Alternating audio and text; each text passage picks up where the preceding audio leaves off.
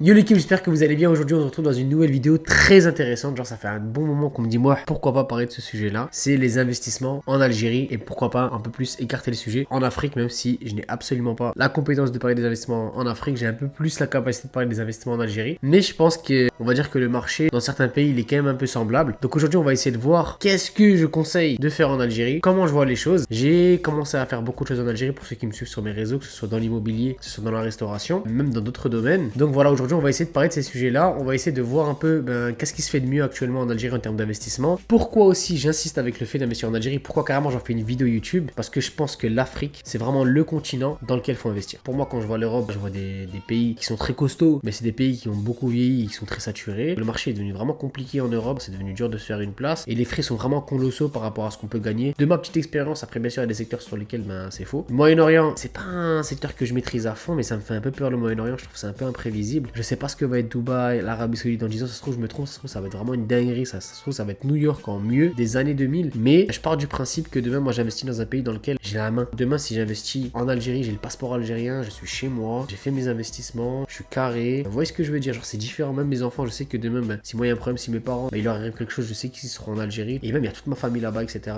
Donc, on va dire, c'est un marché que je peux maîtriser potentiellement et qui a moins de risques. C'est incroyable, Dubaï. Moi, je kiffe Dubaï, je kiffe le Moyen-Orient. Mais je me vois pas trop investir à fond, parce que ça me fait flipper. Qui me dit qu'en 2026, ils vont pas sortir une loi, ils vont dire ouais, tous les expats, on reprend leur business à 50%. Je sais pas, tu vois. C'est possible. Alors que si demain t'as le passeport d'un pays, tu sais que t'es citoyen de ce pays, c'est différent. C'est des droits qui sont différents. Il faut pas se voiler la face par rapport à ça. Et bien évidemment, parce que l'Afrique, comme je vous l'ai répété, l'Afrique c'est vraiment le continent dans lequel il faut investir. C'est un continent dans lequel c'est grave porteur. Il y a trop de choses à faire. C'est une authenticité, c'est un mood, c'est une ambiance. L'Afrique c'est incroyable. Genre vraiment, genre les gens ne s'en rendent pas compte encore parce que voilà, ils ont des idéaux, parce qu'ils ont pas assez voyagé dans leur vie, peut-être, je sais pas. Mais je vous jure que l'Afrique, je vous dis pas ça d'un point de vue entre guillemets super optimiste, le mec il vient d'arriver, il est tout content, non. Et ça fait des années maintenant que je suis en Algérie, j'ai plein de potes qui ont investi en Afrique, je vois les choses, je vous jure qu'il y a des choses à faire. Bien évidemment, faut le faire d'une certaine manière, et voilà, faut pas non plus se prendre pour je sais pas qui, j'ai des meilleures idées que vous, parce qu'il y a beaucoup de gens qui arrivent en Algérie ou qui arrivent en Afrique et qui bombent le torse en mode regardez les gars, moi maintenant je vais tout réussir, maintenant je vais réussir, je vais faire ça, alors que non frérot, t'as pas réussi dans ton propre pays,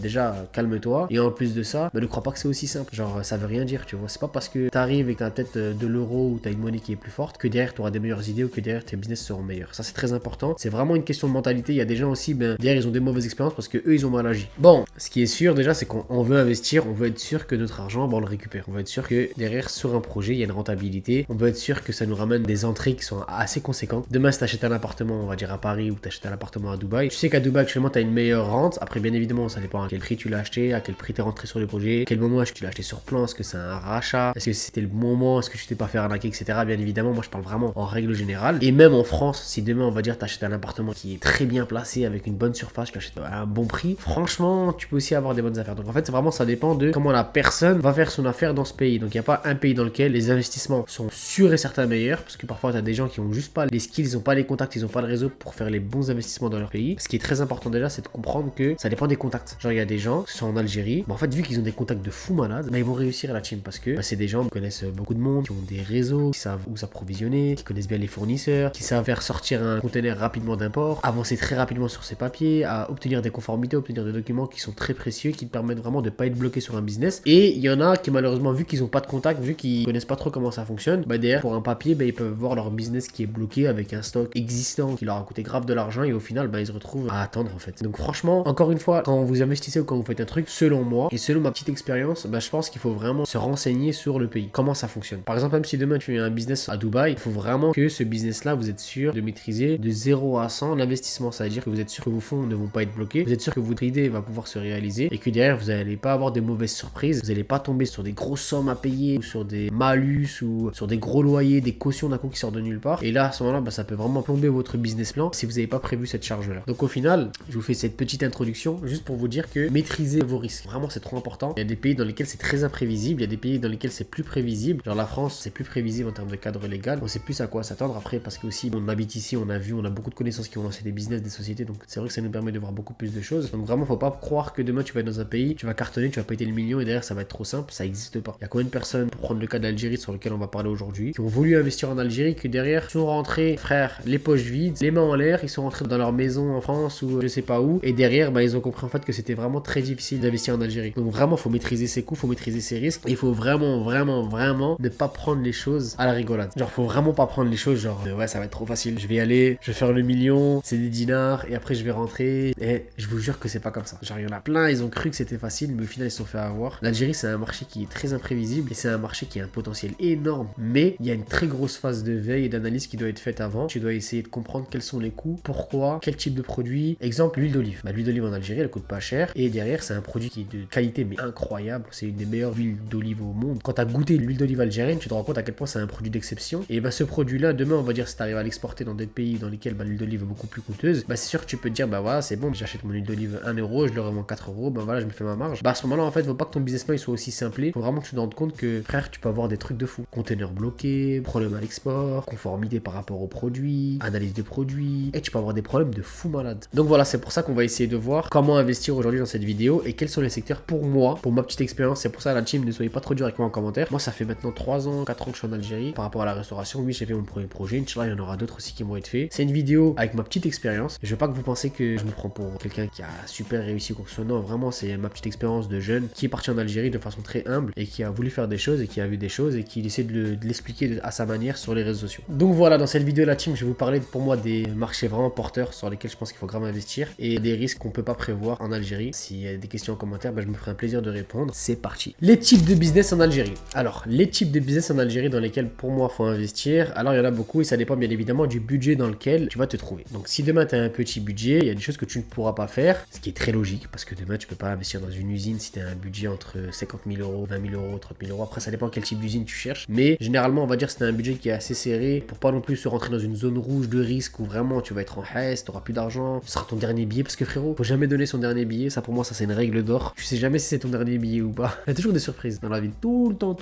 Je préfère rentrer avec, on appelle ça un matelas de sécurité, que rentrer les poches vides et me dire vas-y, je recommence à zéro, qu'est-ce que je vais faire, je peux même pas manger, je peux même pas dormir. Faut toujours un matelas de sécurité. Donc pour moi, genre un investissement, faut vraiment qu'il soit ce que tu es prêt à perdre. Par rapport à ça, tu as des petits investissements qui sont faisables. Par exemple, la restauration. Franchement, c'est intéressant la restauration en Algérie. C'est un pays de consommateurs, genre on consomme, on sort, on mange, on aime bien sortir, on est des bons vivants. Bien évidemment, faut le faire d'une certaine manière, faut le faire de façon propre, faut rapporter un nouveau concept, faut que ce soit bien fait, faut que ce soit bien réalisé. Les Algériens font très attention à la qualité des produits. On a un pays très exigeant parce que vous connaissez la culture. Les plats qu'on mange, c'est vraiment les plats faits maison, c'est à la maison, c'est avec la maman, c'est avec le papa. Donc vraiment, quand on sort, on veut vraiment retrouver une certaine qualité de produit, une certaine hygiène. C'est très très important pour nous. Donc vraiment faire attention à ce genre de choses quand on fait de la restauration. Et aussi rapporter un concept qui est nouveau, mais en prenant en compte la réalité algérienne, parce qu'il y a une vraie réalité algérienne. Par exemple, en Algérie, il y a des plats vraiment qui fonctionnent super bien, genre des shawarma. Frère, t'en as partout, frère. Moi, je parle à Oran, mais genre c'est vraiment une dinguerie. T'as des trucs, c'est les plats turcs, un peu les plats libyens, les plats syriens. Ça cartonne parce que il y a grave cette culture de la famille qui sort pour manger. Et il y a aussi ces plats, on va dire, qui viennent du Moyen-Orient, avec lesquels on a grandi un peu en Algérie. Et du coup,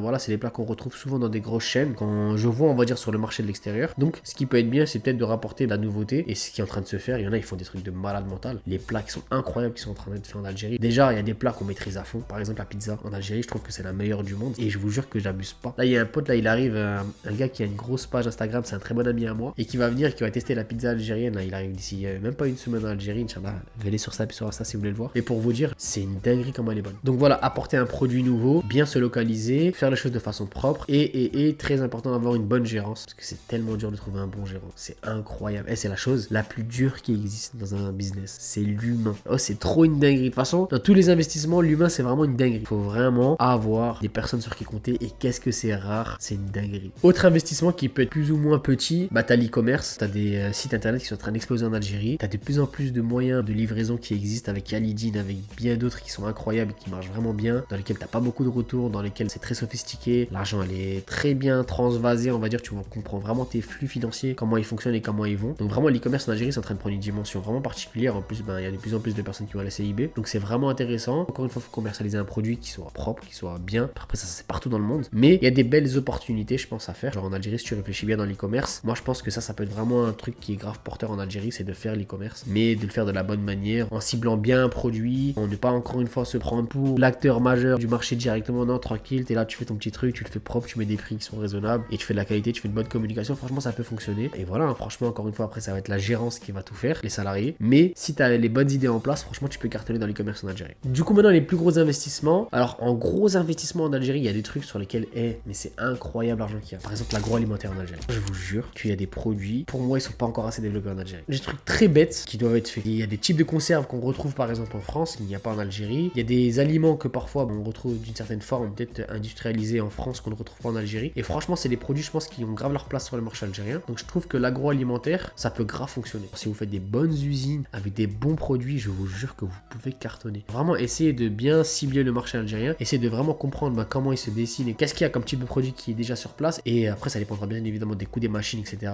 Faut ramener des ingénieurs pour vraiment l'automatisation des machines. Après, t'es pas obligé de faire direct des grosses machines, tu peux commencer par des petites machines et petit à petit t'investis dans ton usine. Mais vraiment, l'agroalimentaire, s'il y a bien un domaine dans lequel je conseille, c'est l'agroalimentaire à fond. Ok, c'est des gros coûts, mais c'est des gros revenus. Demain, tu vends un conteneur, bonne chance. En plus, là, actuellement, t'as des zones de libre-échange en Afrique qui sont en train d'être faites, c'est incroyable. L'Algérie, c'est la porte de l'Afrique, frère. Ça, faut se rendre compte de ça. On a une place vraiment privilégiée au sein de l'Afrique par sa localisation. Donc, vraiment, demain, même si tu peux distribuer dans d'autres pays, c'est une dinguerie, frère. Il y a de plus en plus d'Algériens. Je crois qu'en 2030, ils ont prévu 50 millions d'Algériens. T'as un nombre comme ça. Et pour vous dire, genre, ça grossit à fond. Il y a de plus en plus de natalité. C'est une dinguerie, le nombre d'enfants qu'il y a en Algérie. Il y a des trucs de fou. Genre, vraiment, l'agroalimentaire, je pense que c'est grave un marché porteur de fou malade en Algérie. Et je pense qu'il faut grave s'y mettre. Deuxième gros investissement que je conseille à fond, bien évidemment, c'est l'immobilier. En Algérie, pour moi, c'est incroyable. J'en ai fait l'expérience. J'ai acheté des terrains pour ceux qui savent. On a construit des trucs. Franchement, ça peut être super intéressant. Après, tout seul, tu n'arriveras pas parce qu'il faut être accompagné d'une personne qui connaît bien le marché. C'est son domaine, c'est son secteur. Moi, par exemple, j'ai la chance, alhamdoulilah, d'avoir un ami à moi qui est super smart et qui est super fort dans ce domaine-là, avec lequel je peux faire des projets avec lui. Et je me rends compte que tout seul, je n'aurais jamais réussi un dixième de ce qu'il fait. C'est important de bien s'accompagner par rapport à ce genre de projet-là. Mais je pense que si demain, tu as un gros investissement, tu as un gros billet, je pense que tu peux faire de belles choses dans l'immobilier. Après, il faut que ce soit vraiment des choses qui soient bien faites, qui soient bien réalisées. C'est pour ça que vous devez être très bien associé par rapport à ça. Parce qu'actuellement, en Algérie, il y a des choses incroyables qui sont en train d'être faites, mais vraiment mieux qu'en France. Je vous le dis cash. Je suis super sérieux en termes d'architecture, en termes de design, en termes d'espace. Tout. C'est très bien fait. C'est du costaud à fond. C'est pas n'importe qui sont en train de mener les bâtiments. Là, moi, je vous le dis, je travaille avec des gens à Alger, à Oran. Incroyable ce qu'ils font. Et c'est pour ça que les prix sont très élevés. Et c'est pour ça que la qualité, elle est aussi haute. Donc voilà, l'immobilier pour moi, c'est grave porteur. C'est-à-dire acheter des terrains. Parce qu'en fait, part du principe que l'Algérie est en pleine expansion. Si t'achètes un terrain, t'arrives à monter un truc, frérot, ça va prendre. T'inquiète pas, patiente. Mais ça va prendre. En tout cas, les gens commencent à rentrer au pays de plus en plus. Oh, il y a une diaspora algérienne qui est en train de monter au pays. C'est une folie. Donc c'est pour ça que pour moi, l'immobilier, c'est grave porteur parce que ça va pas s'arrêter. Enfin, dernière petite pépite que je peux proposer par rapport aux gros investissements, tout ce qui est assemblage. Par exemple, j'ai un pote à moi qui a une grosse marque de frigo, de congélateur qui est super connue en Algérie et qui cartonne en fait. Par exemple, il importe plusieurs pièces et il fait l'assemblage directement en Algérie parce qu'au niveau de l'importation, c'est devenu très dur dans le sens où genre c'est devenu très taxé en Algérie, genre d'importer des produits finis. Quand je vous dis beaucoup, c'est très très taxé. Donc par rapport à ça, c'est très intéressant peut-être de trouver une façon de ramener un produit, de l'assembler en Algérie directement, de le commercialiser. Là actuellement, on est vraiment dans une période où l'Algérie est en train de se booster parce qu'ils ont fait des choix stratégiques dans le sens où ils ont bloqué certaines importations, ils ont vraiment bloqué certaines choses qu'ils faisaient avant que maintenant ils acceptent plus, qui veulent vraiment devenir de plus en plus autonomes, indépendants par rapport à leur consommation et par rapport à leur marché, ce qui est très bien pour le marché algérien parce que derrière ça permet d'avoir des meilleures opportunités, ça permet aussi de circuler l'argent directement en Algérie et derrière aussi ça te permet aussi dans ta région de devenir plus fort parce que demain si quelqu'un il t'envoie, il t'approvisionne d'un produit, bah au bout d'un moment c'est bon frère, tu sais plus rien faire, tu vois. Alors que là je trouve que vraiment il y a des bonnes idées, après bien évidemment dans la pratique c'est un peu plus compliqué, mais je trouve que c'est grave porteur et je trouve que machallah il y a des très belles choses qui sont en train de se faire en Algérie. Donc par rapport à l'assemblage, par rapport à l'usine, par rapport à la métallurgie, par rapport au plastique, bon le plastique c'est bon, c'est bien développé maintenant, mais par rapport à des domaines dans lesquels pour moi il y a grave une place à faire, tu vois. Parce que pour moi il n'y a pas assez d'usines, il n'y a pas encore assez de concurrence. Si tu arrives à choper quelque part du marché, frérot t'es très bien. Donc peut-être se renseigner par rapport au domaine de l'industriel, mais dans des domaines comme je vous dis les machines, etc. Genre vraiment c'est super intéressant. Donc voilà la team, là je vous ai fait un petit topo par rapport à l'investissement et par rapport à ma vision par rapport à l'Algérie. Encore une fois c'est relatif à moi, ça c'est très important. Je vous l'ai dit en début de vidéo et je vous le dis à la fin de la vidéo. Voilà, derrière si vous avez des questions n'hésitez pas à me dire en commentaire, c'est un plaisir de pouvoir vous répondre. N'hésitez pas la team à aller en Algérie pour visiter le pays, apprendre à comment les gens fonctionnent parce que franchement ils ont beaucoup de choses à nous apprendre. Vraiment c'est réel ce que je dis. Il y a une mentalité qui est exceptionnelle là-bas. Tu comprends beaucoup de choses et il y a trop de pépites. Et moi je pense qu'il faut y aller de façon très humble, chill et voilà, faut s'acclimater. Franchement ben ça peut être super intéressant. Je vois beaucoup de couples qui ont des enfants qui sont en train de partir en Algérie pour vivre là-bas par rapport à beaucoup de choses, que ce soit par rapport au contexte économique, par rapport aux charges dans un ménage, par rapport à l'éducation de leurs enfants par exemple, et je les comprends. Donc derrière, vraiment essayez d'aller dans les premières vagues parce que je pense que ça va pas s'arrêter, surtout avec ce qui se passe actuellement. Donc voilà la team, n'hésitez pas à vous abonner, n'hésitez pas à liker la vidéo si elle vous a plu. Je pense que je vais parler un peu plus de mon expérience. Il y a des gens qui peuvent être intéressés par rapport à ça et même par rapport à un échange. Je pense que je peux apprendre beaucoup de vous et moi de ce que j'ai vu, ben, peut-être ça peut vous apprendre des choses. Donc voilà, n'hésitez pas encore une fois à vous abonner, prenez soin de vous et je vous dis ciao ciao.